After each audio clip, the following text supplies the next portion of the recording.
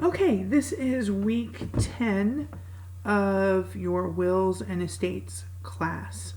We've been talking about, the last module about personal representatives and what an executor does.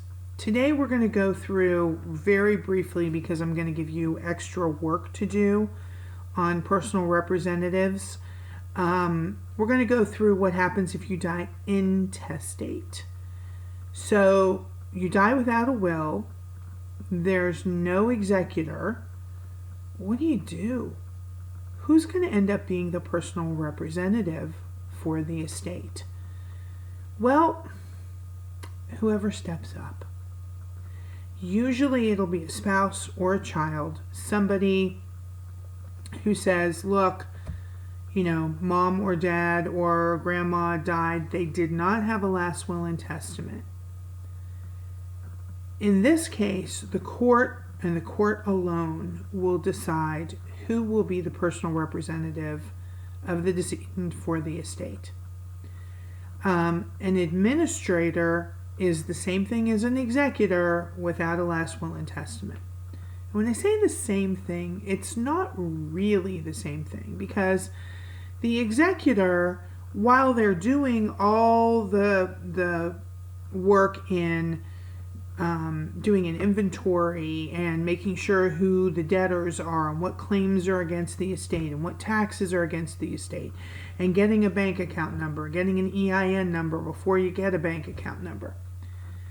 You don't have a last will and testament to go by. You don't have some kind of document, contractual agreement that the decedent drafted that says, hey, I want my car to go to Susan and my pottery collection to go to Ralph. You don't have that. And so the inventory becomes more important because we don't know what's going to go where. And the valuation becomes important.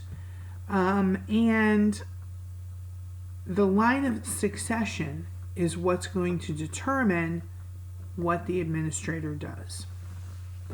And again, there are lots and lots of parallels between bankruptcy law and probate law.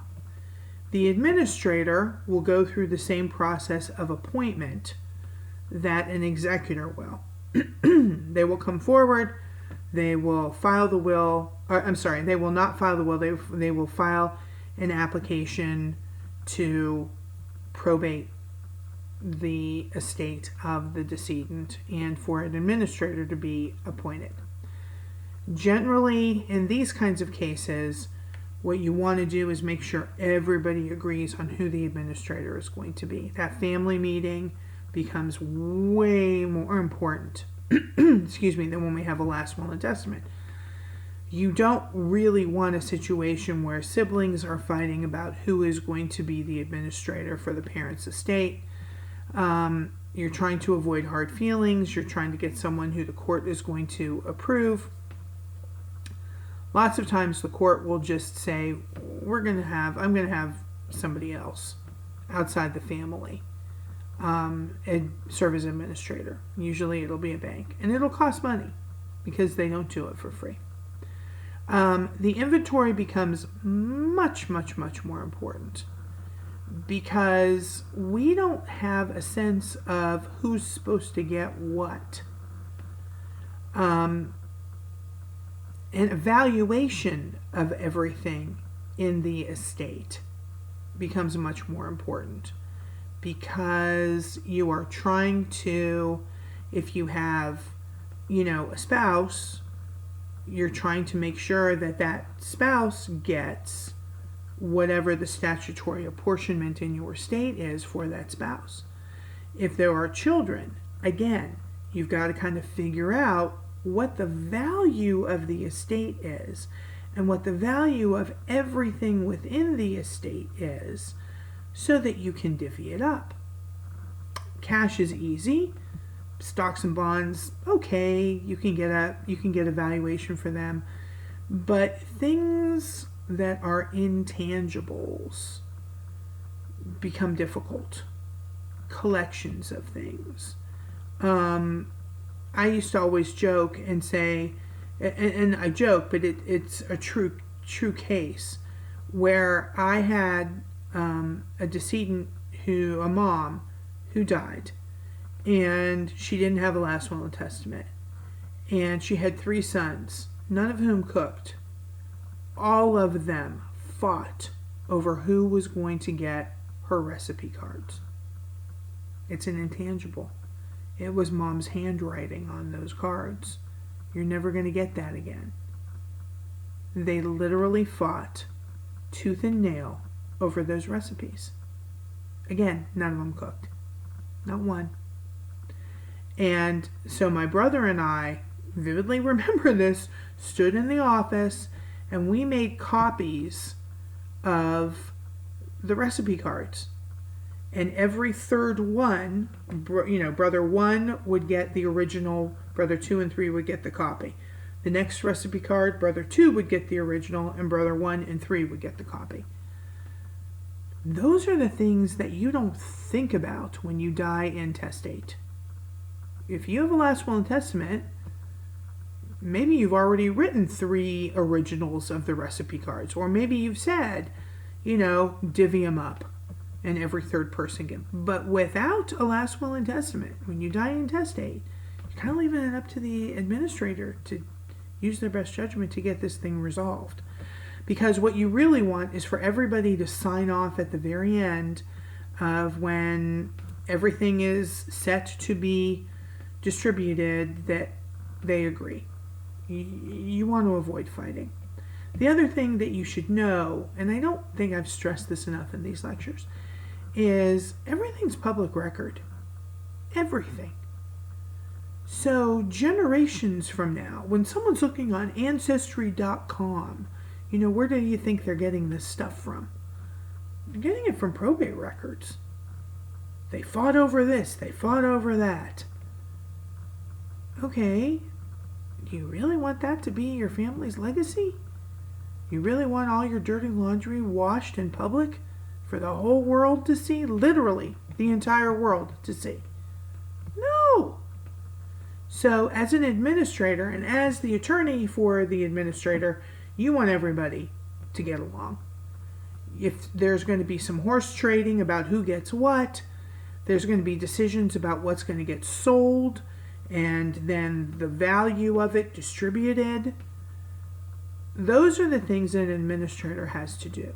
That's really much harder than being an executor, because at least there's a roadmap with a last will and testament. With someone who dies intestate, we have the roadmap of intestate succession. We know who's going to get what, and if there's a spouse and surviving children, we know percentage-wise. But figuring out what's going to be part of that percentage is the tough part. Very hard. So, you get appraisers to come in and appraise the property, or appraise the vehicle, or maybe you use Kelley Blue Book, or maybe one kid wants to use Kelley Blue Book and another wants to use an appraiser. It gets complicated sometimes, right? Some people think, I don't have anything of value. They'll be able to work it out, and they don't bother doing a last will and testament. I don't have the money to do it. I'm not going to do it. You don't realize what people fight about. They fight about ashtrays. And another case where literally I had 2 kids fight about a lamp in their mother's sitting room. Turns out, Mom used to read books to the kids when they were little under this lamp. And it used to be a big deal for whoever was sitting on her lap to turn on the lamp. The lamp wasn't about a lamp. The lamp was about Mom. So you have to understand the intangibles that really bubble up to the surface especially when They always bubble up to the surface, but especially when there's no last will and testament. And it puts the administrator in a terrible position. Terrible. And what probate court will order, if you really end up fighting, is to sell it all. Kind of like in divorce. Well, the decedent knew that they were dying intestate. They must have just wanted everything sold. And then you can split up the money. It's kind of Solomon's baby thing. You know, if you know the story of King Solomon, who was a judge, and two women came before King Solomon and said, "This is my baby," and the other one said, "No, this is my baby." And they fought about it. And the king said, "Okay, well then we'll just cut the baby in half." And the true mother said, "No, don't cut the baby in half. She can have the baby. Don't cut the baby in half." And that's how King Solomon knew who was the real mother. Well, I'm not saying that a lamp is the same thing as a baby. But you're going to have those fights. And without a last will and testament, it gets uglier. So keep that in mind. All right? Okay, that's really all I needed to cover with respect to personal representatives. I would like for you, in order to answer the case problem that's assigned for this particular module, to go on the Trumbull County Probate website. It is really as simple as Googling Trumbull County, Ohio Probate. And I'd like you to look at the forms for appointing an executor, looking for claims, appointing an administrator. Okay? You can also, I'm not telling you can't look at the other forms, but those are the important ones. Okay? Just so you know how it starts, because quite frankly, the attorney is going to handle everything from that point forward, but getting you appointed or getting an executor or administrator appointed is the first hurdle. Okay?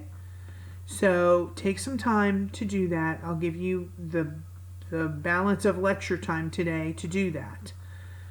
So you're familiar with it so that you can properly answer the case problem that's for this module. Okay? Again, any questions, please reach out to me. Thank you.